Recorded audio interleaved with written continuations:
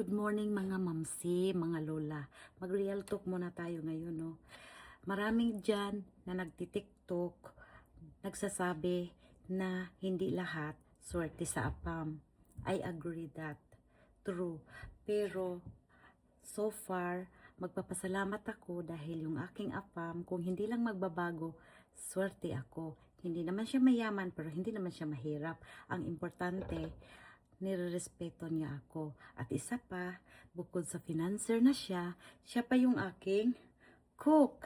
So, bago siya pupunta ng therapy, nilulutuan niya muna ako ng aking lunch papunta sa work. Kasi nagbabaon talaga ako papuntang work dahil walang mabibili na Filipino food doon.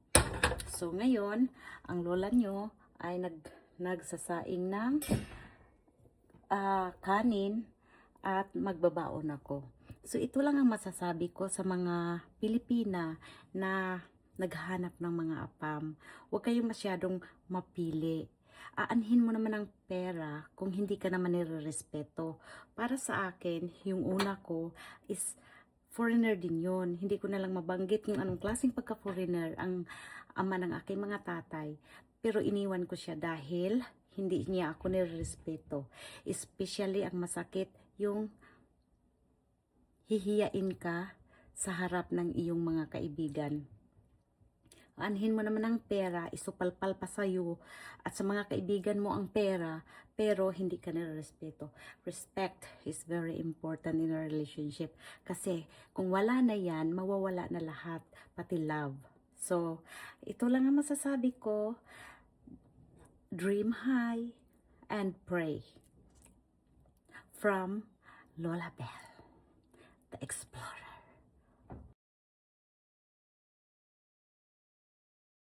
Hinmo naman ang pera kung hindi ka naman nirerespeto. Para sa akin, yung una ko is hihiyain ka sa harap ng iyong mga kaibigan. Anhin mo naman ang pera, isupalpal pa sa'yo at sa mga kaibigan mo ang pera, pero hindi ka nirerespeto. Respect is very important in a relationship. Kasi kung wala na yan, mawawala na lahat, pati love.